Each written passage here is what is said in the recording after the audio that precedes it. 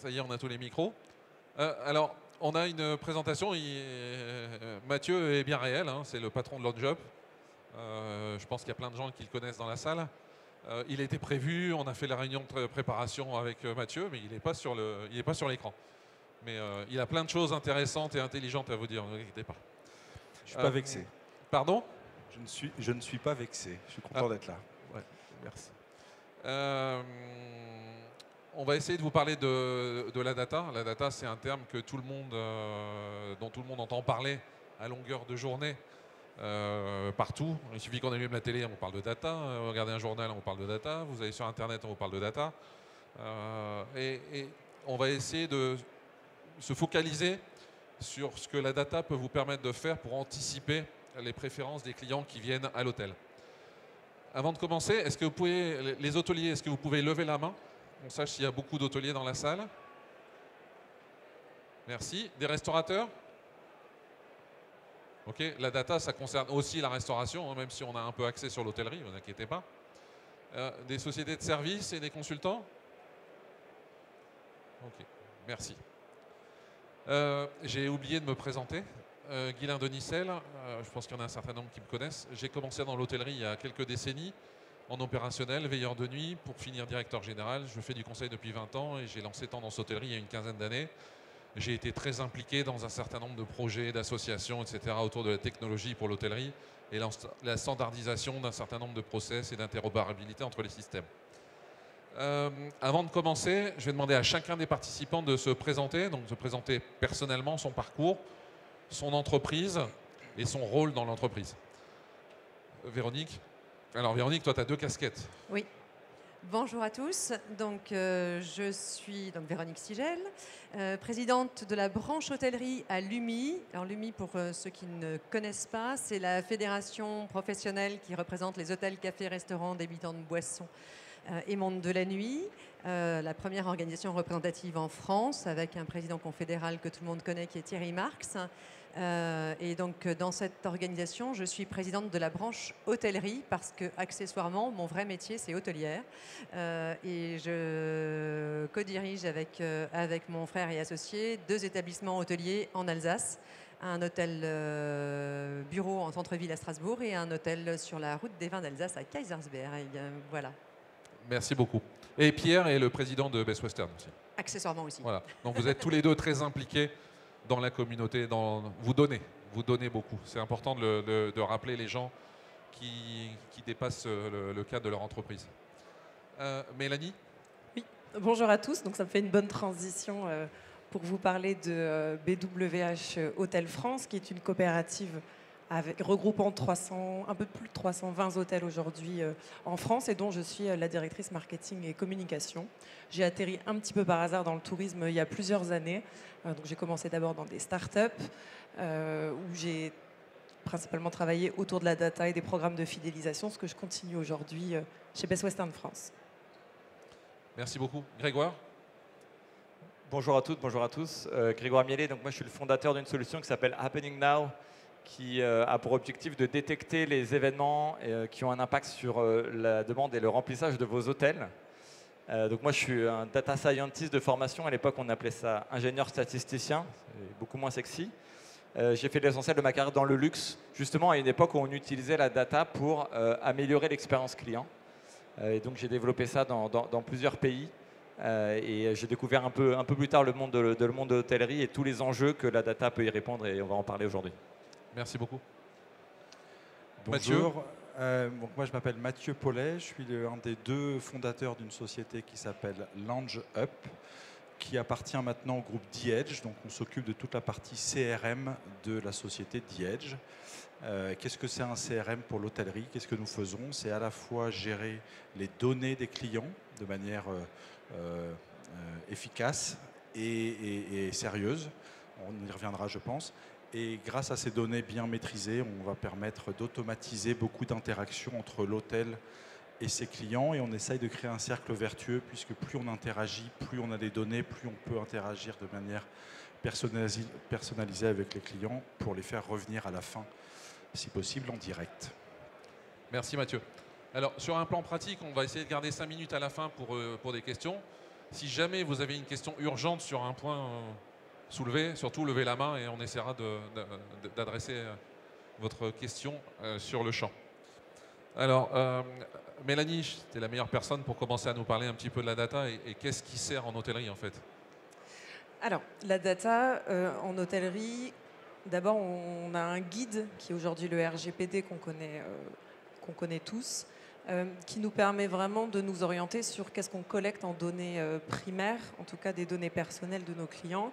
Donc, il y a le nom, prénom, l'adresse postale, des éléments plutôt basiques. Puis l'adresse email, le numéro de téléphone, et là, ça induit une autre typologie de données très sensibles, c'est le consentement de l'opt-in de recevoir des communications ou à défaut l'opt-out de ne pas accepter de recevoir les communications et de la marque et de ses partenaires. Et enfin, les coordonnées bancaires, là aussi très sensibles avec des éléments de sécurité très importants à mettre en place. Donc ça, c'est les éléments aujourd'hui que nous sommes censés collecter, en tout cas en données personnelles en tant qu'hôtelier, puisque ce sont les données essentielles à notre métier d'hôtelier, parce que c'est ce que le RGPD nous demande. Après, il y a des interprétations du RGPD en fonction des entreprises et des conseils juridiques que vous avez. En tout cas, chez nous, dans notre groupe Best Western France, on se limite à ces données personnelles.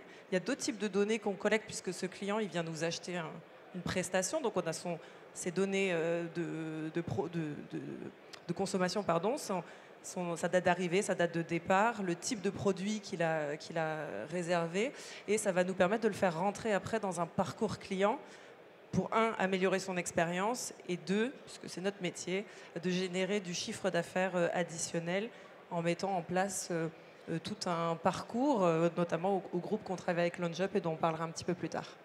Merci. On parle de RGPD. J'aimerais bien poser une question aux hôteliers dans la salle. Est-ce que vous avez tous réalisé la cartographie de vos données? Est-ce que vous savez qui fait quoi avec vos données? Qui stocke quoi et où? Parce que si jamais un jour, il y a quelqu'un qui vient hacker votre système et qui prend les données, il va y avoir urgence à agir. C'est pour ça que je pose la question. On n'avait pas prévu d'en parler, mais l'idée me vient. Qui a fait le boulot de cartographier ces données dans les hôteliers? Ah, bon, il n'y a pas beaucoup de mains quand même. Hein. Ça fait pas beaucoup.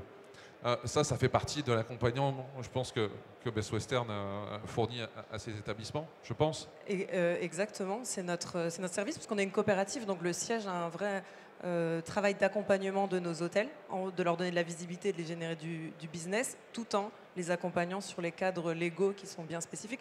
Et on n'attend pas seulement qu'un hacking en termes de données, il y a aussi des clients qui peuvent aller déposer des plaintes à la CNIL, et vous pouvez avoir un contrôle CNIL très simple, ça arrive très souvent, tous les jours en France. Alors, heureusement pas dans nos hôtels, mais ça arrive très souvent. Donc au-delà des hackings, il y a aussi comment on répond à ce type d'enquête. Okay. Mathieu, toi qui es dans la techno depuis quelques années, on va dire, depuis 2-3 jours, c'est ça? Ouais, merci de ne pas me vieillir plus que nécessaire. Ça va, je pense que je suis le plus vieux ici. Comment est-ce qu'on met tout ça à jour? Bonne question. Il n'y a pas non plus de recette miracle. La première étape, c'est de savoir, c'est exactement ce que tu viens de dire, où sont les données. Donc maintenant, il y a une obligation réglementaire de savoir où sont ces données, de cartographier ces données. Il y a aussi une obligation réglementaire de savoir où sont les données, mais quelles données nous avons et pourquoi nous les avons. Donc ça, c'est quand même la première étape. Et donc oui, on le fait pour des raisons réglementaires, mais le faire correctement, ça va permettre de pouvoir utiliser ces données de manière efficace. Parce qu'à partir du moment où on fait la démarche de dire « je sais où sont mes données, d'ailleurs j'en profite pour les ranger au même endroit, je définis les données dont j'ai vraiment besoin, les données dont j'ai pas vraiment besoin », on a déjà réduit un petit peu le spectre. Et alors là, on peut commencer à faire vivre ces données. Première étape, ça va être de les maintenir à jour. Donc, une chose, c'est de faire en sorte qu'elles soient dans un seul et même endroit. Donc, comme ça, quand il y a un changement de données, on sait où aller les changer. Et là, c'est potentiellement le personnel de l'hôtel qui a la main pour mettre à jour des données. Et donc là, il y a aussi un travail de sensibilisation de quelles données on peut mettre à jour et pourquoi c'est important d'avoir telle ou telle donnée. Le sujet qui n'est pas encore parfaitement traité partout, enfin dans tous les établissements hôteliers, c'est les adresses e-mail, et en particulier pour les clients qui réservent de manière offline, comme on dit, donc par téléphone ou par email. Cette réservation qu'on va traiter, il faut quand même malgré tout penser à aller enregistrer le peu de données que nous avons dans les logiciels adéquats, le PMS, le CRM, etc. Et faire en sorte que ces logiciels se parlent. Et la deuxième étape, c'est de faire en sorte d'impliquer les clients eux-mêmes. C'est-à-dire que les clients, si on leur demande au bon moment, correctement, et en leur expliquant pourquoi, ils vont accepter de donner certaines données. Et ces données-là, on doit pouvoir les récupérer et les faire redescendre dans cet outil centralisateur des données. Donc, pour résumer, le personnel qui a la main pour récupérer un certain nombre de données, mais il faut juste leur indiquer quoi faire et où faire.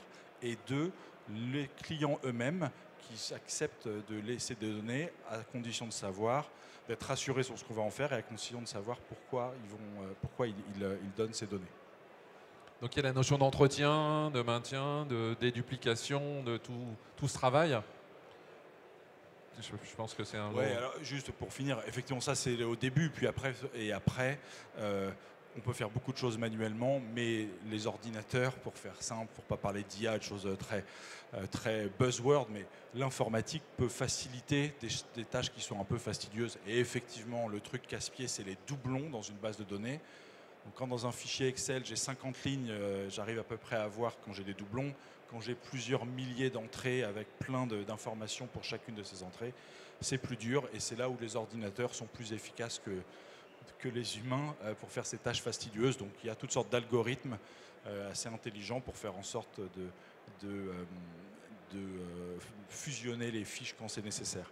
Et ça, on peut le penser à la maille d'un hôtel, mais potentiellement dans le cadre de groupes, en fait, on démultiplie les sources d'informations. Et pour parler de la source principale, même si ce n'est pas la seule, qui est le PMS, même si on a plusieurs PMS, on est capable d'aller, avec des algorithmes intelligents à nouveau, on est capable d'aller regrouper toutes les informations dans un seul et même endroit. Ça aussi, ça doit être bien encadré par une charte de gestion des données personnelles qui définit ce qu'on fait et qui le partage avec les clients finaux. Merci beaucoup. Grégoire, j'ai regardé un petit peu ce que fait Happening Now. Moi, ça m'a semblé super intéressant d'enfin savoir tout. Enfin, tout, on l'espère. C'est le but. Mais le plus possible de ce qui se passe dans l'environnement proche d'un établissement ou d'une ville. Tu peux nous expliquer un petit peu la démarche et comment ça marche? Oui, alors déjà, on est parti effectivement de ce constat. On a parlé de fidélisation, qu'il y a une particularité dans l'hôtellerie, c'est que c'est rarement l'hôtel qui va générer la demande de voyage. C'est souvent le voyage qui va générer la demande d'hôtel. Donc c'est assez difficile d'aller chercher des clients, de leur montrer la page de l'hôtel et de dire « Ah, il y a un hôtel au Mans qui a l'air super, je vais prévoir un voyage au Mans ». Ça peut arriver, mais c'est relativement rare. Donc c'est très important pour les hôteliers de comprendre les raisons qui amènent les visiteurs à venir dans la ville, à venir dans l'hôtel. Et souvent, ces raisons-là, c'est du tourisme, ça va être un événement, un concert, un festival, une convention, un salon professionnel, beaucoup de choses que l'hôtelier ne connaît pas forcément. Et c'est décisif pour un hôtelier d'être capable de capter cette demande-là, puisque c'est très difficile de générer le voyage. Donc, il faut que parmi la demande qui est déjà là, il puisse identifier la potentialité de remplir l'hôtel, à la fois en termes de prix, de se mettre au bon prix, et évidemment d'avoir le bon service. Donc effectivement, dans la solution Happening Now qu'on a développée, c'était de répondre à ce point de douleur qu'ont les hôteliers, de je ne sais pas pourquoi j'ai été complet ce jour-là, ou bien j'avais cet événement, je ne l'ai pas vu assez tôt, et du coup je n'ai pas positionné mon prix, et in fine j'aurais pu faire beaucoup plus de marge si j'avais adapté mon prix. Et ça c'est un point de douleur qu'on a remarqué depuis longtemps, et aujourd'hui l'IA générative nous a permis notamment d'aspirer un nombre très important d'informations sur une zone géographique, de la classifier, de la structurer et de pouvoir dire ah là, il va y avoir un événement avec une très forte affluence et donc votre hôtel va être impacté. Et donc, il faut à la fois que vous augmentiez votre prix, vous allez être complet, et en même temps que vous puissiez adapter votre service, votre staffing, votre restauration à cet événement-là en particulier. Et ça, en termes d'expérience client, c'est décisif pour les individus. Je donne juste un exemple qui m'est arrivé ce week-end. J'étais à Reims pour un concert. J'ai séjourné à l'hôtel. Pas très cher d'ailleurs, je pense que l'hôtel n'avait pas forcément identifié cet événement comme un événement important. Et il se trouve que le concert a terminé à 22h30 et donc tous ceux qui étaient dans l'hôtel allaient au concert. Et donc on est tous arrivés au bar en même temps pour demander un cocktail ou un verre, etc. Et il n'y avait que 2 personnes au bar, ils étaient complètement submergés, ils étaient en rupture de stock sur quasiment tout. Donc c'était une expérience aussi qui était très déceptive. Donc il y a une vraie volonté, je pense, pour les hôteliers d'être capables d'anticiper cette demande à la fois en termes de revenu management et à la fois en termes d'expérience client pour les clients qui vont arriver ce soir-là. Alors moi, je vois la vision hôtelier, mais je vois aussi la vision client. J'arrive dans une ville et je n'avais pas forcément conscience qu'il y avait un truc qui allait se passer. Et comment je fais pour être informé, moi, en tant que client? Comment ça se passe? C'est fluide? En tant que client En tant que client de l'hôtel, oui. Oui, exactement. Justement, on propose dans cette solution-là aux hôteliers de pouvoir proposer les événements à leurs clients, puisqu'on a une vision exhaustive de tout ce qui se passe dans la zone, de pouvoir dire, en fonction de ce que vous souhaitez faire, du sport, d'un concert, etc., vous avez aussi la liste des événements qui vous sont proposés. Et donc le client peut lui aussi avoir accès à ces événements-là et programmer son voyage en fonction de ça, ce qui est une solution qui n'existe malheureusement pas aujourd'hui, puisque ces informations, elles sont disséminées un petit peu partout, et notamment sur les réseaux sociaux. Mathieu, je crois que... Non, je voulais juste que c'est là où il y a des choses intéressantes à imaginer. On a quelques clients qui font ça, c'est que assez tôt dans le parcours, poser quelques questions aux clients sur leur centre d'intérêt. Et donc un client qui dit moi j'ai j'en sais rien, je voyage avec des enfants, donc des activités familiales peuvent m'intéresser, je suis un sportif, j'ai déjà un plan très précis, donc je ne suis pas ouvert à faire d'autres choses parce que je n'aurai pas le temps. En tous les cas, c'est ce type de données qu'on peut collecter en expliquant au client pourquoi on pose cette question. Et ça peut initier derrière une autre communication avec une sélection d'activités à faire sur place qui auront été automatiquement sélectionnées en fonction de des données qui avaient été collectées en amont. Et donc ça, on fait ça avec certains de nos clients déjà, surtout sur des destinations comme Paris où il y a énormément de choses.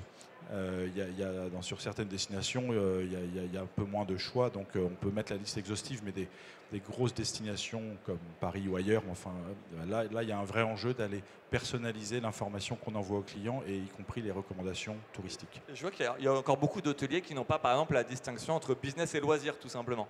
Ça arrive encore très souvent qu'on ne sache pas quels sont les clients business, quels sont les clients loisirs, qui est déjà un premier niveau de connaissance client qui est très important. Oui, mais c'est compliqué parce que des fois on est les deux quand même.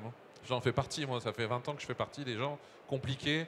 En plus, je réserve pour plusieurs comptes avec des emails différents. Moi, je suis un chieur, j'ai pas d'autre terme. C'est un peu particulier. Mais Mathieu, en fait, tu as décrit l'intérêt du pré-check-in. Ce qu'on appelle le pré-check-in, c'est exactement ce que tu viens de décrire. Essayer d'avoir de l'information pour aider. Oui, c'est ça. C'est-à-dire qu'au moment de la réservation, on a des informations vraiment transactionnelles, c'est-à-dire le nom, le prénom, les informations réglementaires, ou du moins nécessaires pour faire la transaction. Et puis après, plus le séjour approche, plus on va pouvoir aussi engager le client sur d'autres sujets, un peu plus liés au séjour. Et là, on va pouvoir poser quelques questions. Et ça, c'est un exemple. Mais enfin, il y a d'autres questions qu'on peut poser aux clients qui peuvent être utiles à moyen terme pour des actions de reconquête client. J'ai un exemple, j'aime bien le partager. Un hôtel à Paris, un petit établissement d'une vingtaine de chambres qui pose pas mal de questions aux clients. Et pour la petite histoire, il dit aux clients, écoutez, si vous répondez à ces 3 questions, je vous offre une boîte de chocolat. Voilà son truc. Il le dit clairement. Un jour, il m'a dit, tu sais, je les file à tout le monde, les boîtes de chocolat, parce que c'est trop compliqué de faire le choix de à qui j'en donne, etc. Mais en tous les cas, il donne cette carotte au client pour qu'il laisse quelques informations supplémentaires. Et ensuite, il leur pose la question, pourquoi vous venez? Et puis après, il y a un arbre de questions, donc des questions qui s'enchaînent. Et le truc qui m'a marqué, c'est pour les clients qui viennent à titre professionnel, ils demandent s'ils sont amenés à rencontrer un client ou à aller à leur bureau, leur siège social, ou s'ils viennent pour un événement. Et s'ils viennent pour un événement, ils font apparaître une liste d'événements qui ont lieu dans les environs. Et toutes ces données redescendent dans la fiche client. Voilà, et à la fin, le client a son chocolat. Il n'y a pas 50 questions, il y en a 3-4. Et puis le client a sa boîte de chocolat et séjourne, etc. Mais derrière, les équipes marketing utilisent ces informations pour aller envoyer des communications hyper ciblées. Et typiquement pour les événements, alors je ne sais pas s'ils le font pour Food Hotel Tech, mais en tous les cas, ils disent, voilà, il y a un événement, l'année dernière, vous étiez là pour un événement au mois de mars, nous sommes en décembre, on vous recommande de réserver rapidement avant que les hôtels soient tous complets.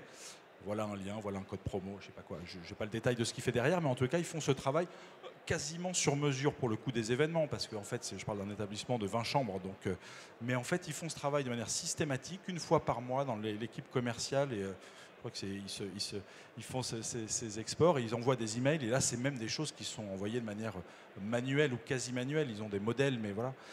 Donc voilà une recette de cuisine pas très compliquée, un peu low-tech. Hein. Alors il faut un bon outil pour écrire aux clients, ils le font avec nous. Mais après, sur le travail un peu d'orfèvre, de sélectionner les clients, c'est plutôt un process qu'ils ont mis en place. Ce n'est pas un effort énorme, mais en fait, à chaque fois, c'est des clients qu'ils arrivent à revoir. Et cette fois-ci, ces clients-là, ils réservent en direct, donc il y a un vrai bénéfice. Alors, si vous reproduisez, on va collecter des droits d'auteur qu'on reversera à l'hôtelier. Absolument. Merci.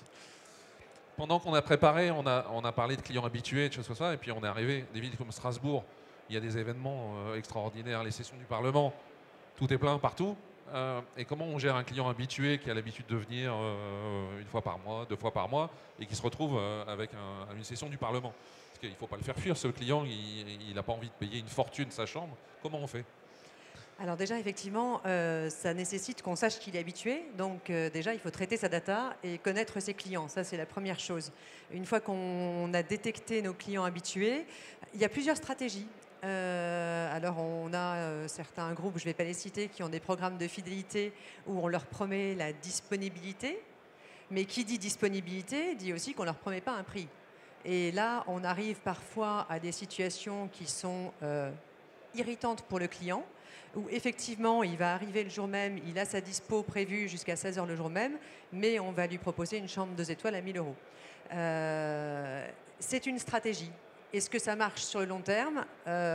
Personnellement, je pense que c'est dangereux. Par contre, à l'échelle d'un groupe, il y a un message marketing qui passe derrière et voilà, ça fonctionne. Je pense que quand on est en local, la stratégie, elle va passer quand même beaucoup par de l'humain. Parce que l'humain, mine de rien, c'est lui qui traite la data aujourd'hui. Et on a une sensibilité que la machine aujourd'hui n'a pas encore. Alors demain, elle l'aura peut-être. Mais aujourd'hui, elle ne l'a pas et elle ne va pas être capable de détecter de façon suffisamment fine comment son client va être capable de réagir. Parce qu'autant, certains clients seront capables d'accepter de payer 1 000 €. Parce que finalement, ce n'est pas eux qui payent, qu'ils ont juste besoin d'être là et qu'ils s'en fichent. Mais d'autres vont se braquer et ne viendront plus le mois suivant alors qu'il n'y a rien et qu'on va vouloir aller le rechercher. Eh bien, ce client-là ne va plus revenir alors qu'on en a besoin à ce moment précis. Et là, je crois vraiment que la data, c'est bien, l'humain, c'est mieux. Et en réalité, c'est vraiment réussir à croiser toutes les données qui va nous permettre d'être plus pertinents, plus performants, de générer du chiffre d'affaires additionnel et surtout de générer une pérennité sur le chiffre d'affaires de nos affaires. Merci beaucoup. C'est vrai que c'est toujours compliqué, hein, mais les compagnies aériennes le font. Hein. Par exemple, si on est abonné chez Air France, on a une disponibilité jusqu'à la veille. Hein.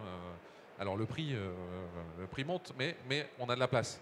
Et d'ailleurs, Air France va sortir un client de l'avion pour me faire monter, si j'ai pris un billet. Donc il y a quelqu'un qui va se retrouver sans avion parce que j'ai réservé en dernière minute. Oui, mais il aura une nuit d'hôtel, un autre avion une autre fois. Et mais je l'aurais payé de toute façon. Donc, exactement. Donc c'est pas un problème. Se pose directement la question de est-ce que tous les clients sont fidélisables?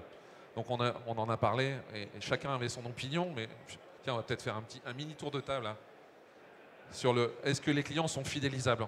On avait prévu que ce soit Mathieu qui parle de ça, mais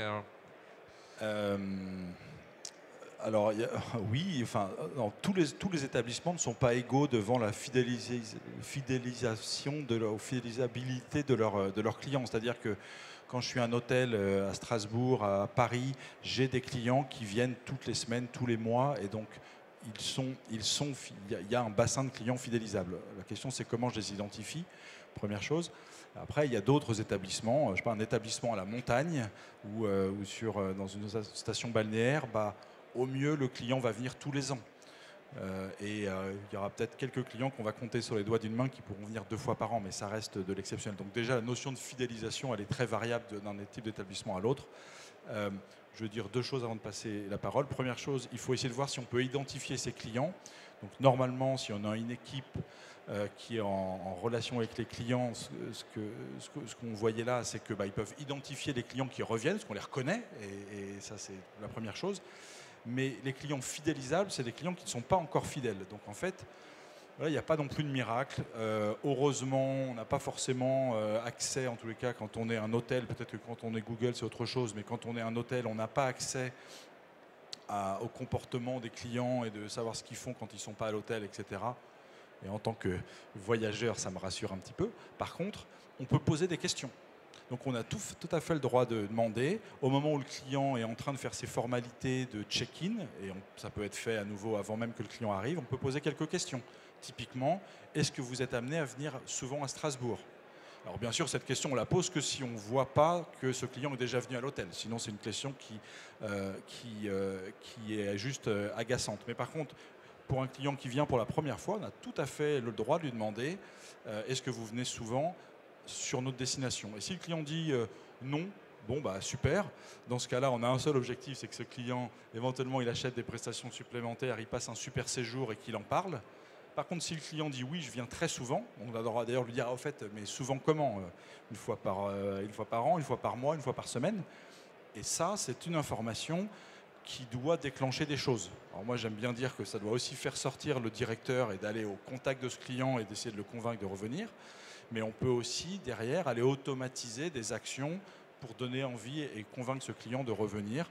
C'est d'ailleurs, ce n'est pas le sujet là, mais ce n'est pas forcément des réductions qui font revenir un client, ça peut être d'autres choses. Mais en tous les cas, de dire, sachez que si vous revenez, vos séjours sur notre destination seront meilleurs chez nous que si vous allez n'importe où. Merci Mathieu. Véronique, il vient de te repasser la main en parlant de l'humain. Hein. Mais encore une fois, je pense que c'est au cœur de nos métiers et ça le sera toujours, du moins j'aime à l'espérer. C'est pour ça que j'ai choisi ce métier, moi, donc j'aimerais pas trop que ça change à ce niveau-là. Sur la fidélisation, évidemment, c'est l'humain qui va traiter l'information et qui va avoir le mot qui va permettre, de détecter effectivement les besoins du client et d'y répondre de façon fine, et 3, de ranger effectivement, de cocher la petite case qui va nous permettre demain, en marketing, d'aller communiquer correctement vers lui. Alors, est-ce qu'on peut tous les fidéliser ? J'allais dire oui, mais pas forcément pour lui-même. C'est-à-dire que déjà, un client qui est capable de recommander l'hôtel, s'il ne vient plus sur la destination, c'est une forme de fidélisation. Après, dans les réseaux, il y a des cartes de fidélité, des moyens de faire revenir les clients, mais ça, je pense que Mélanie va vous en parler. Et là, effectivement, on a une fidélisation qui est encore différente. Mais même quelqu'un qui ne reviendrait pas sur la destination, le simple fait qu'il soit un prescripteur, c'est déjà une forme de fidélisation pour moi.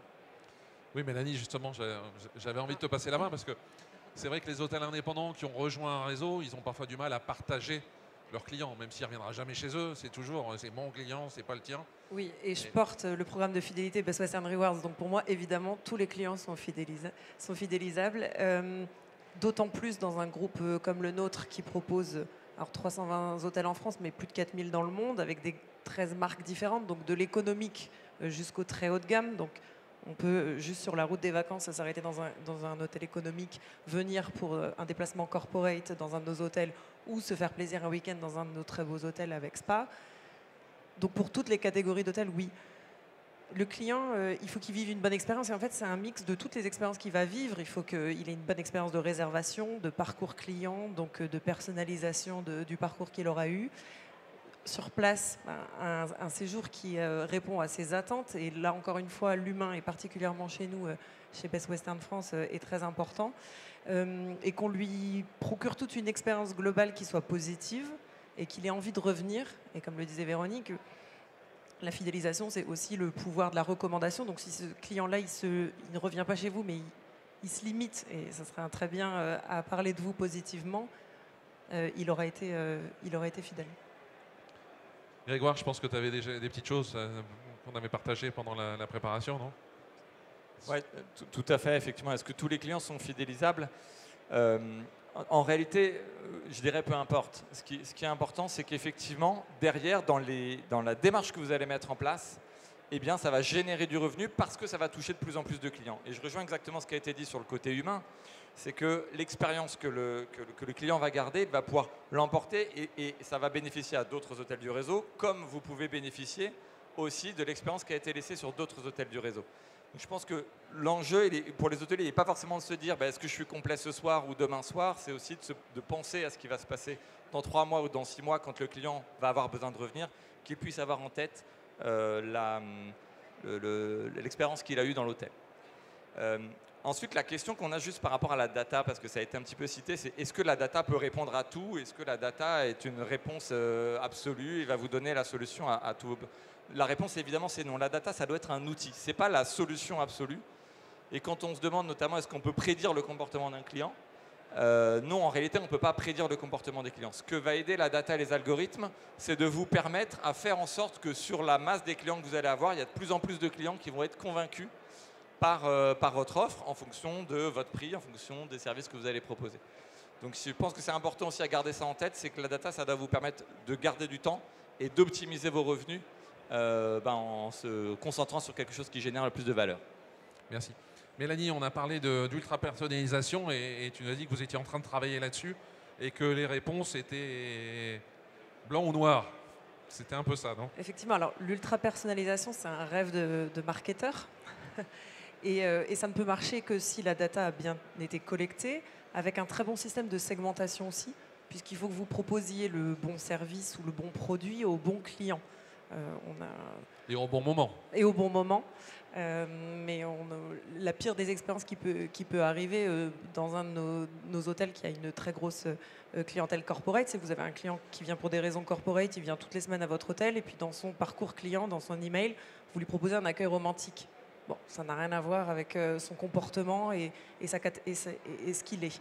Néanmoins, avant de lui poser des questions pour savoir si c'est un corpo, en base de données, on peut le segmenter et on se base principalement aussi sur des algorithmes aussi pour catégoriser. Et des algorithmes, il faut partir au début sur des critères discriminatoires. Et a priori, une personne single qui fait un check-in et check-out entre un lundi et un jeudi, on peut partir du principe que c'est un corporate. 2 personnes qui partagent une chambre double avec des enfants qui viennent le week-end, vous pouvez partir du principe que c'est un loisir. Donc on fait d'abord des caractères discriminants comme ça, puis on leur propose effectivement des parcours personnalisés, ultra personnalisés parfois, avec LaunchUp notamment, et on mesure, puisque un marketeur se doit d'être client-centric, donc penser d'abord client, donc il faut le mesurer, il faut regarder quel est l'impact et la réaction des clients. On le mesure par 2 moyens. On a des échantillons de nos visiteurs qui viennent sur bestwestham.fr, puis on leur pose des questions et ils font partie d'un tunnel et on regarde comment ils se comportent. Et on a aussi un club ambassadeur, on a 500 clients dans notre base de données qui font partie d'un club à qui on pose des questions chaque semaine et on teste nos parcours, nos nouveautés.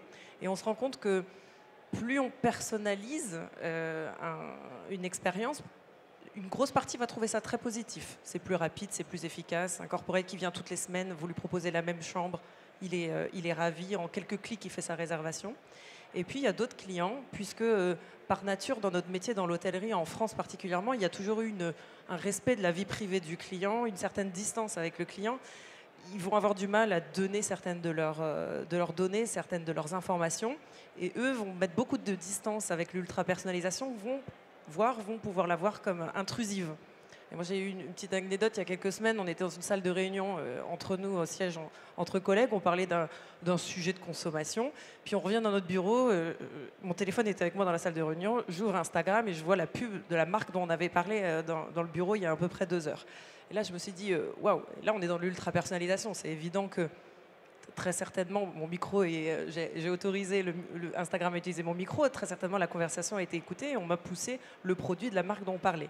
Là, on est sur l'ultra-personnalisation. Mais justement, quand le consommateur et le client le comprend, donc comprend qu'on a collecté de la donnée, analysée, ça peut être intrusif. Donc, le tout, c'est de bien le doser et de suivre, et on n'en est pas là chez Best Western France et c'est pas du tout notre ambition d'aller dans cette ultra personnalisation justement qui peut être vécue comme intrusive, mais d'être dans un bon dosage, de plutôt proposer des produits et des services qui viennent améliorer l'expérience du client tout en respectant son rapport à ce qu'il est prêt à donner aussi en tant que données, et en ayant aussi le principe de générer du business et du chiffre d'affaires additionnel. Moi, ce que j'aime bien, c'est l'approche test and learn, ce que tous les grands du web ont fait. C'est pour ça qu'ils sont devenus des champions d'ailleurs, parce qu'ils ont essayé, ça marche, on continue, on améliore, on fait. Il n'y a que comme ça qu'on apprend de toute façon. Il le faut. Mathieu, j'ai l'impression que tu avais envie de préciser un truc, non? Ouais, je voulais dire que la donnée, elle permet dans bien des cas à la fin, on fait tout ça pour améliorer le business de nos établissements. Et donc, grâce à de la donnée, on peut aller proposer, c'est un des gros trucs dans l'hôtellerie, des prestations additionnelles un petit peu avant que les clients n'arrivent. Et en fait, ça marche extrêmement bien, première chose. Donc, ça veut dire qu'on se rend compte que dans un premier temps, le client réserve pour être sûr d'avoir un endroit où dormir. Et c'est à quelques jours de son arrivée qu'il va se préoccuper de savoir où est-ce qu'il va pouvoir dîner, est-ce qu'il va pouvoir faire des trucs sur place, est-ce qu'il va pouvoir bénéficier du spa, du resto, etc. Donc cette phase-là des 1 à 5 jours avant l'arrivée, on voit qu'on a une super attention des clients et donc on peut leur proposer des choses. Il faut être malin et on a leur attention, mais on se doit d'être respectueux et de ne pas l'utiliser à mauvais escient. Donc il faut proposer des services qui soient pertinents ou savoir ne pas se faire oublier si le client a demandé de se faire oublier. Mais tout ce qu'on arrive à vendre dans cette phase de pré-séjour, donc c'est du chiffre d'affaires, c'est une consommation assez heureuse pour les clients. C'est-à-dire que quand je me retrouve à, j'en sais rien, j'ai une voiture électrique, on me propose de pouvoir garer ma voiture et de la recharger, en fait c'est un super service. Et oui, ça coûte 10 euros, 20 euros, mais en fait c'est 20 euros qui font plaisir à consommer. Je ne parle pas du spa, du resto, etc. Et donc, moi je trouve que c'est intéressant de voir comment en fait, en utilisant correctement la donnée, on peut améliorer son chiffre d'affaires, qui est quand même le but ultime d'un hôtelier, tout en satisfaisant les clients. Et là, il y a un équilibre qui est assez intéressant, qu'on arrive à trouver dans bien des cas. Mais ça nécessite que la donnée soit bien exploitée. C'est-à-dire qu'on propose le bon service à la bonne personne, comme disait Mélanie. Merci. Véronique, à l'échelle d'un hôtel, comment on fait pour que le personnel s'implique bien, qu'il fasse l'humain et la machine en même temps, qu'il reporte bien ce qu'il a entendu qui coche la case, là, la fameuse? Je vais y répondre tout de suite. Je voulais juste rebondir sur ce que disait Mathieu.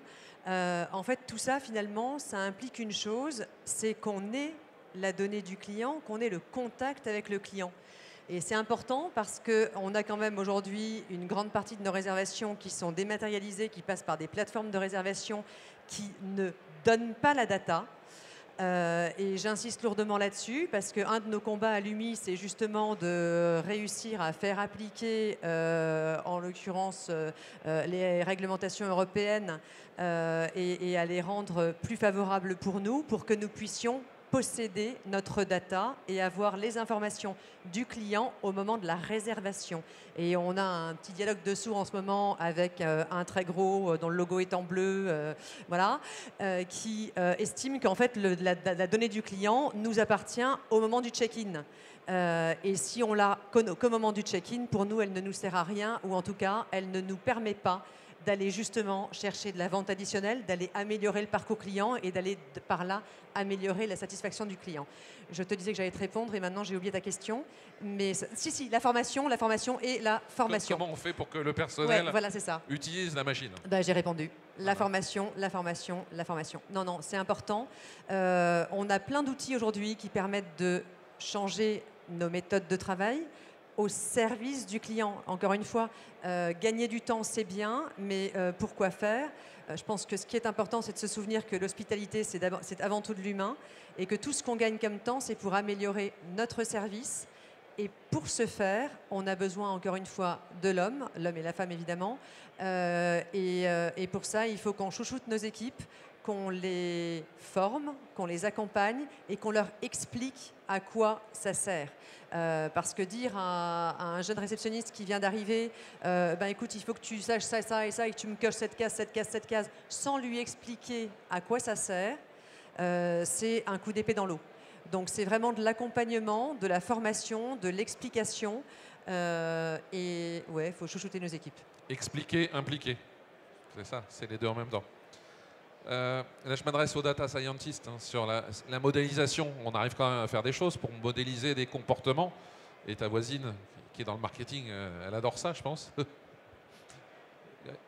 Tu as des choses à nous dire là-dessus? Oui, je voulais juste aussi un petit peu rebondir sur la récolte de données. Je viens tout de suite à la modélisation. Sur la récolte de données, il y a eu, on est tombé dans un défaut, c'est de récolter aussi de plus en plus de données.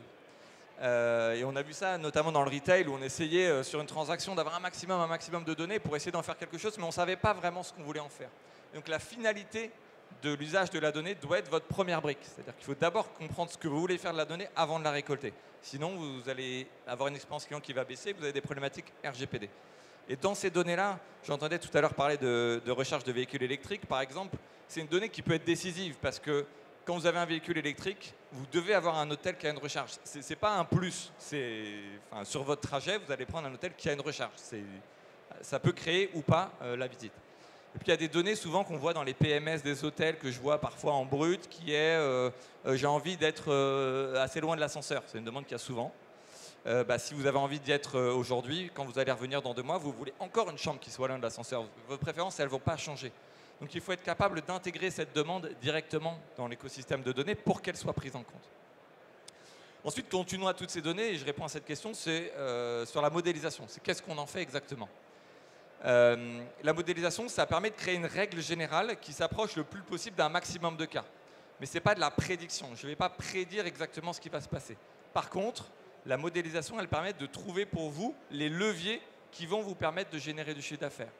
Donc, est-ce que je dois augmenter mon prix? Est-ce que je dois proposer tel type de service? Est-ce que je dois mettre telle offre dans mon programme de fidélité? C'est ça, mathématiquement, qu'on va mettre en place dans la modélisation pour faire en sorte que ça touche le maximum de gens. Ça ne touchera pas forcément tout le monde, mais vous savez que, in fine, par rapport au coût que vous allez engendrer, c'est ce qui va générer le plus de revenus. Donc c'est en ça que les data scientists interviennent dans vos entreprises, dans les hôtels et effectivement dans les boîtes de conseil qui peuvent intervenir auprès de vous pour essayer de faire en sorte qu'un maximum de clients se retrouvent dans les programmes de fidélité, dans les offres que vous allez proposer. Et donc, en complément de la modélisation, on pense tout de suite intelligence artificielle.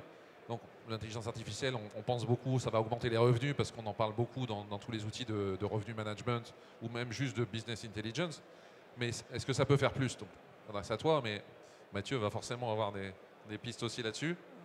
Oui, exactement. Alors, l'intelligence artificielle, elle est arrivée un petit peu partout, donc elle peut permettre effectivement d'optimiser les opérations, elle peut permettre d'augmenter la fidélité, elle peut permettre de créer des algorithmes de revenu management qui soient plus efficaces, mais elle ne remplacera jamais l'humain, je précise ça. En tout cas, dans l'hôtellerie, nous, on y croit assez peu parce que c'est un aide, c'est un outil pour gagner du temps, c'est un outil pour optimiser, pour maximiser.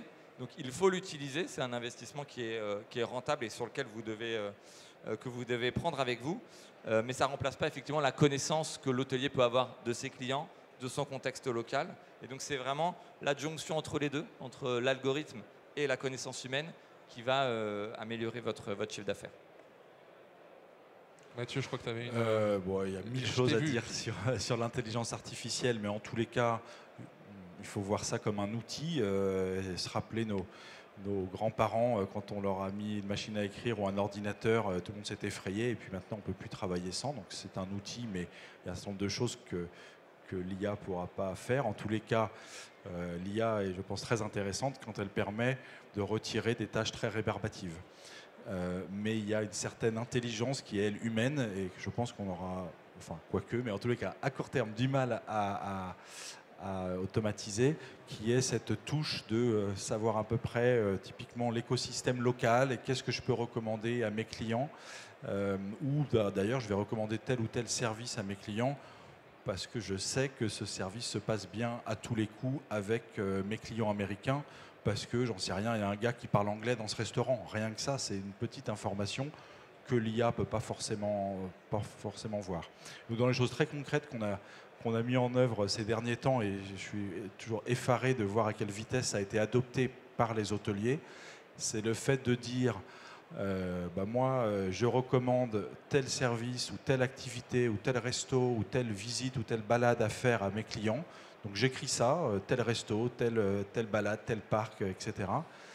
Et donc ça, c'est l'intelligence humaine du réceptionniste, du directeur d'hôtel qui connaît son écosystème. Mais par contre, le travail rébarbatif d'aller voir les horaires, l'adresse, le téléphone pour aller le mettre dans l'environnement qui sera envoyé au client, ça c'est casse-pied. Et là, il y a des petits robots qui font ça, jusqu'à aller créer le texte qui va bien pour expliquer que ce resto est bien pour vous qui êtes une clientèle famille, pour qui êtes un client famille, etc. Et donc ce travail-là qui était manuel et donc pas toujours bien fait parce qu'on n'a pas le temps, maintenant on arrive à le faire de manière automatique. Le résultat est bluffant et on fait gagner beaucoup de temps, ce qui libère les équipes pour faire des choses à plus forte valeur ajoutée. Bref, si l'IA peut remplacer les copier-coller et les trucs très chiants comme ça et les libérer pour s'occuper des clients, je pense qu'on trouve une bonne recette. Mais moi, je vois un truc pour Véronique, que l'IA lui amène sur l'écran du réceptionniste, enfin de la personne qui fait l'accueil, les informations clés, justement, pour pouvoir embrayer sur des pistes. Moi, je vois un truc extraordinaire pour améliorer l'humain. Complètement. Mais c'est dopé à la machine quand même. C'est du Ouais, mais- cyber-humain, quoi. Ouais, mais il y a des choses, juste dans ce truc-là, nous c'est un de nos sujets, alors c'est pas encore, on ne peut pas encore le montrer, mais on a des fiches clients extrêmement riches où on connaît quand même beaucoup de choses sur les clients. C'est des données qui ont été légitimement recueillies, etc. hein, tout ça en tout bien, tout honneur, mais il y a beaucoup d'informations. Et donc en fait, l'opérationnel qui veut consulter rapidement, il a parfois du mal à trouver la bonne information parmi tout ça. Et donc une des choses sur lesquelles on est en train de travailler, c'est d'aller faire des petits résumés avec les quelques informations un peu clés à savoir. Et après, sous la forme d'un espèce de petit tweet quoi, de 3 lignes. Et après, si on veut plus de détails, on clique et là, on ouvre et on a toutes les données. Voilà des choses qu'on essaye de faire actuellement. C'est bien ça, il faut qu'on... Ah, ça, c'est vachement bien. Oui. Bah, Je prends. encore C'est quelques bien. semaines, Véronique. Ça... Grégoire, j'ai l'impression que tu avais envie de compléter.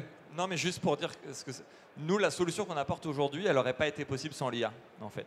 Je pense que cette logique de détecter les événements autour de l'hôtel, c'est quelque chose qui existe depuis très longtemps, qui a toujours été une complexité importante, sur lequel les hôteliers mettent énormément de temps pour aller voir la nouvelle date du salon, d'essayer d'être informés, parce que cette donnée, elle n'est pas structurée. Elle est un petit peu partout sur le web, elle est sur les réseaux sociaux, etc. Et par exemple, c'est un cas sur lequel l'IA nous a permis vraiment de craquer cette situation-là, parce que l'IA permet de comprendre en temps réel l'ensemble des informations qui sont disponibles et de les mettre à disposition de l'hôtelier. Et donc là, c'est un cas réel dans lequel ça fait gagner beaucoup de temps pour l'hôtelier, d'une part, donc du temps gagné, et en même temps, effectivement, un gain énorme en termes de revenu management, puisqu'il va pouvoir pricer en fonction des éléments qu'il a à sa disposition. Donc c'est un des cas qu'on a pu craquer, et Mathieu en citait d'autres. Voilà, il y a plein de petits cas comme ça dans toutes les opérations d'un hôtelier. Il faut savoir que je pense qu'une des caractéristiques du métier d'hôtelier, c'est d'être dans l'optimisation. De l'optimisation aussi de l'asset qui est l'hôtel, et donc d'avoir un maximum de chambres qui soient occupées. Et cette théorie, c'est d'être complet finalement le jour J. Si vous êtes complet trop longtemps avant, c'est que vous n'avez pas été assez cher. Si vous n'êtes pas complet, c'est que vous êtes trop cher. Et donc finalement, c'est un métier d'optimisation. Et l'IA, c'est là où elle est le meilleur, c'est l'optimisation. Donc c'est pour ça que c'est vraiment, pour moi, quelque chose qui va simplifier la vie de l'hôtelier dans les prochaines années. Merci beaucoup. Alors, on n'a pas tout à fait suivi le fil qu'on avait prévu, mais ça fait partie du... On est français, on est des humains, donc on ne réagit pas comme une machine. Hein. L'heure de fin approche, donc on va essayer de voir s'il y a des questions dans la salle. Est-ce que des gens ont des questions? Est-ce que vous pouvez prendre un micro et aller le porter, s'il vous plaît? Merci. Alors. Bonjour. Bonjour. Alors, s'il vous plaît, tenez bien le micro contre le menton et parlez fort, s'il vous plaît. Très bien. Je m'appelle Noël et je travaille pour un hôtel indépendant. Je suis le directeur hébergement. J'ai une remarque et une question. Voilà, remarque, mais déjà merci à tous pour vos interventions. On est dans une conférence sur la data et on n'a jamais autant parlé d'humain. Donc moi, ça me touche beaucoup, ça me fait très plaisir qu'on ne décroche pas l'humain de la data. Et ma question, elle est plutôt simple. Pour Mélanie ou pour peut-être Grégoire, j'imagine que chez Best Western, vous avez mesuré le taux de retour des questionnaires de pré-check-in. Et si oui, quel est-il chez vous, s'il vous plaît? Alors, on a un parcours d'email pré-séjour, quelques jours avant l'arrivée avec notre partenaire LoungeUp. Donc, c'est quelque chose qu'on a savamment travaillé, parce que ça fait 10 ans maintenant qu'on travaille avec LoungeUp. On a testé déjà beaucoup de temporalité. Quand est-ce qu'on l'envoie? J-5, J-4, J-3, il y a un peu toutes les méthodes et toutes les écoles sur le sujet. En tout cas, nous, on a tranché sur un parcours. En tout cas, on sait que c'est un des moments clés, en tout cas avant la visite même physique du client en hôtel, puisqu'on a un peu plus de 65% de nos clients qui ouvrent ce fameux email avant séjour. Donc c'est vraiment le moment clé, c'est ce qu'on dit à nos hôteliers, où il faut mettre en avant ces services et additionnels. Donc c'est le chiffre que je peux vous communiquer. Après, on est sur un réseau qui est tellement peu homogène en termes de gamme et de services que j'aurais des difficultés à vous donner un chiffre d'affaires généré par hôtel, puisque ça a une valeur chez un hôtel bureau parisien qui est complètement à l'inverse d'un autre. En tout cas, ce sont des emails très performants. On ne pourrait pas s'en passer aujourd'hui. Et on le suit toutes les semaines sur le chiffre d'affaires et en fonction des typologies d'hôtels. Et on cherche continuellement à les améliorer. Merci. Une autre question? Oui, il y a des gens là-bas derrière. Bonjour. je suis data manager et du coup j'avais une question pour Grégoire Maillet concernant votre application qui détectait du coup les événements. Ma question c'était est-ce que ça se basait sur du scrapping ou c'est vraiment vous utilisez vraiment une IA générative? Et si c'est le cas, comment vous gérez les hallucinations de l'IA si, C'est une excellente question, merci. Alors, déjà oui, c'est des techniques de scrapping. Des techniques de scrapping sont pilotées par IA. Donc ça, c'est assez récent. Nous, on fait du scrapping depuis une dizaine d'années. Et donc aujourd'hui, on fait du scrapping piloté par IA. C'est une innovation assez récente. L'IA nous permet aussi de détecter de ce qu'on appelle désambiguiser, c'est-à-dire voir si l'événement, on l'avait déjà détecté quelque part, voilà, de voir si c'est un nouvel événement, etc. Donc c'est des choses qui fonctionnent de cette façon-là, un scrapping, détection de la donnée et ensuite de la modélisation d'impact pour voir en fonction de la distance par rapport à l'hôtel, de l'affluence de l'événement, etc., si l'impact va être élevé ou pas. Concernant les hallucinations, c'est effectivement un biais de l'IA qu'il faut être capable de contrôler avec l'humain. Voilà, on en a beaucoup parlé. Donc il se trouve que quand même les hallucinations, quand c'est des prompts qui sont bien gérés, c'est relativement rare. C'est moins d'1% des cas quand même. Donc déjà, le service fourni, il est déjà très important.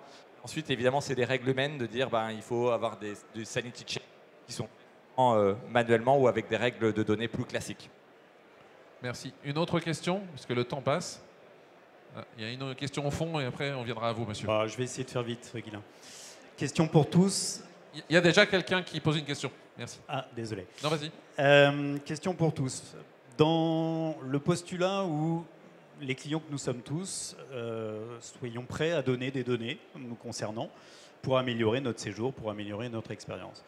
Partant du postulat qu'on va arriver prochainement à des assistants personnalisés dans nos téléphones portables, je ne pense pas qu'on est dans le domaine de la science-fiction. Comment vous, au niveau technologique, comment vous, au niveau Best Western, vous envisagez ces IA qui vont venir vous solliciter, venir solliciter vos sites internet? Est-ce que vous y êtes préparé? Est-ce que vous avez déjà travaillé sur ce sujet? Est-ce que vous avez déjà une IA qui va répondre à cela? Voilà, aussi simplement que ça. Mélanie, je pense c'est une très vaste question, j'aurais du mal à répondre en quelques secondes.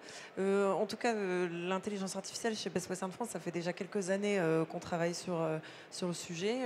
J'ose dire qu'on est un petit peu précurseur dans le métier de l'hôtellerie à ce sujet, en tout cas dans l'usage qu'on en fait.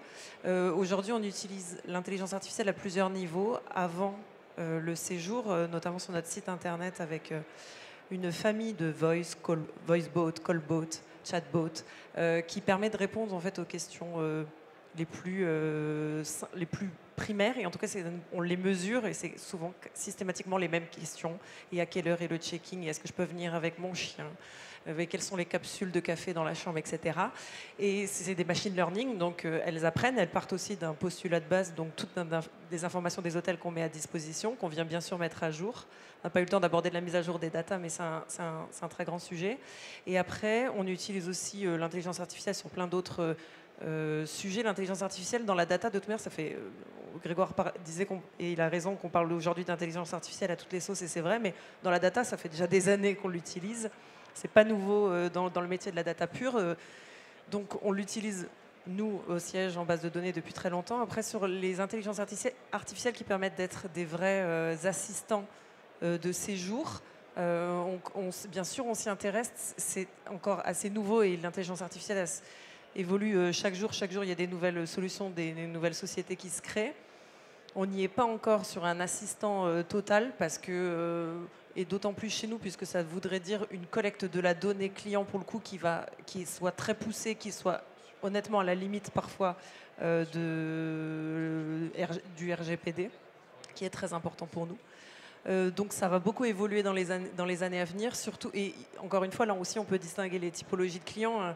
Un assistant de loisir pour un client loisir, un assistant de voyage pour un client loisir, c'est ce que ça va être les futurs guides, on a le guide du voyage du routard aujourd'hui traditionnel, ça va être lui dans les futures années et qui, en fonction de vos propres comportements de consommation de tous les jours, va s'adapter à ce que vous allez chercher en vacances.